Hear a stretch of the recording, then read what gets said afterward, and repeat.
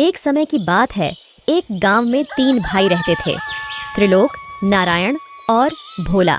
माता पिता की मृत्यु के बाद तीनों भाइयों ने जमीन जायदाद का बंटवारा कर लिया। त्रिलोक और नारायण बेहद लालची और चालाक थे, इसलिए उन्होंने कमाई का एकमात्र जरिया दुकान अपने नाम कर लिया और भोला को जंगल के पास वाली जमीन दे दी। पर भोला ने इसकी कोई निंदा नहीं की, बल्कि वह बेहद खुश था। पर इस नाइंसाफी को देख भोला की पत्नी नीलम से रहा नहीं गया। उसने भोला से कहा, अजी, आपने अपने ऊपर हुए इस नाइंसाफी की निंदा क्यों नहीं की? आप चुप क्यों रहे? अरे भाग्यवान, मैं किस बात की निंदा करता, बल्कि मैं खुश हूँ कि मेरे हिस्से में मेरा पुरानी झोपड़ी आई है। ये मेरे माता पिता ने अपना दुख सुख बांटा है। यहाँ हम तीनों भाइयों का बचपन गुजरा है।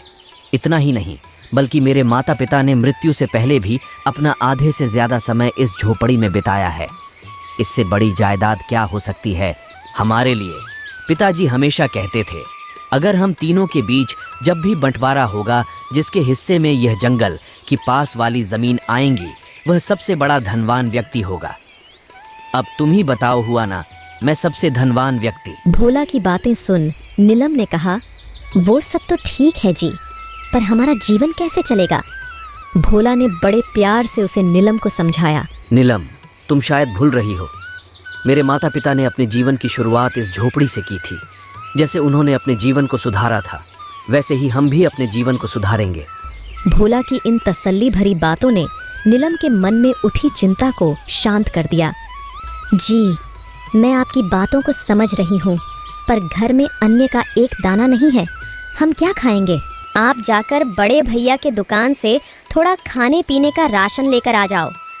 नीलम के कहने पर भोला त्रिलोक के दुकान की ओर चल पड़ा। कुछ समय बाद भोला दुकान पहुंचकर त्रिलोक से कहने लगा, भैया, घर पर खाने को एक दाना नहीं है, आप मुझे थोड़ा राशन बांध कर दे दीजिए। त्रिलोक ने कहा, हाँ हाँ, क्यों नहीं, अभी बांध देता हूँ, लाओ पैसे। पैसे की बात सुन भोला को बेहद दुख हुआ। भोला ने कहा, भैया, पैसे तो नहीं है। पैसे नहीं है तो यहाँ क्या कर रहे हो? मैंने क्या खैरात की दुकान खोली है जो मुंह उठाकर चले आए हो? ऐसा क्यों कह रहे हो भैया, मैं आपका भाई हूँ। यह सुन त्रिलोक ने दुत्कारते हुए कहा, रिश्तों का हवाला देते हुए लूटोगे क्या? जाओ जाओ, जब पैसे हों तो आना। भोला उदास मन से घर की ओर लौटने लगा, पर रास्ते भर भोला के मन में एक ही बात चल रही थी। भैया ने तो राशन देने से इनकार कर दिया, अब मैं घर जाकर नीलम से क्या कहूँगा? भोला इतना सोच ही रहा था कि उसकी नज़र जंगली भैंसों के झुंड पर गई। जंगली भैंसे तेजी से भोला की ओर दौड़े चले आ रहे थे। हे भगवान, ये क्या, यह जंगली भैंसों का झुंड तो बड़ी तेजी से मेरी ओर दौड़े चले आ रहे हैं। मुझे जल्द ही इनके रास्ते से हट जाना चाहिए, वरना मैं इनके पैरों तले कुचला जाऊंगा।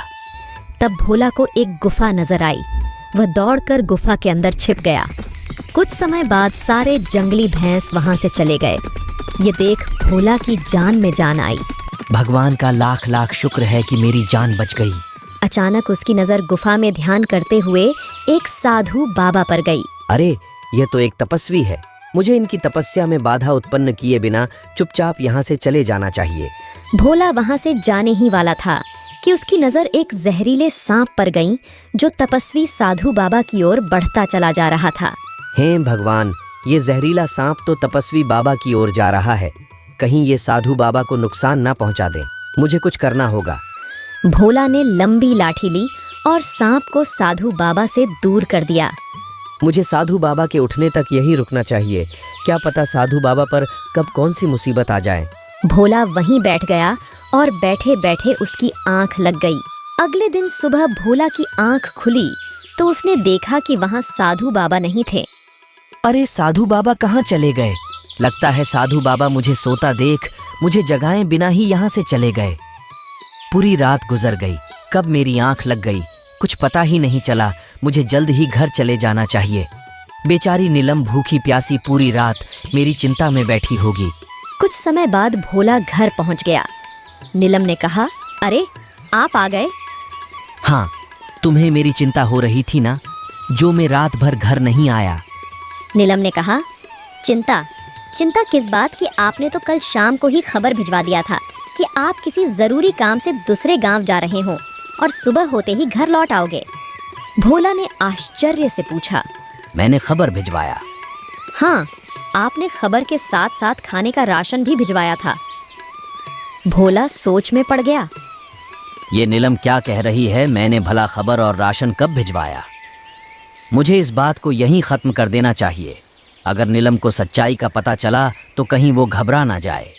ऐसे ही कुछ दिन बीत जाते हैं और एक दिन भोला के घर एक व्यक्ति आता है जिसे नीलम देखते ही कहती हैं, अरे यह तो वही व्यक्ति है जिसने उस दिन आपके घर न आने की खबर और राशन दिया था। भोला ने कहा, आप कौन हो भाई? आपने हमारी मदद क्यों की? व्यक्ति ने मुस्कुराते हुए कहा, भोला, तुम भूल गए कुछ दिनों पहले तुमने मेरी मदद की थी, इसलिए मैंने तुम्हारी मदद की। भोला ने आश्चर्य से पूछा, मैंने भला आपकी मदद कब की? व्यक्ति ने मुस्कुराते हुए अपना रूप बदल लिया। वह व्यक्ति और कोई नहीं, साधु बाबा थे। भोला और नीलम ने साधु बाबा को प्रणाम किया। साधु बाबा ने कहा, भोला, मैं कुछ अधूरे काम को निपटाने तुम्हारे घर आया हूँ। तुम्हें तुम्हारे पिताजी की एक बात अवश्य याद होगी।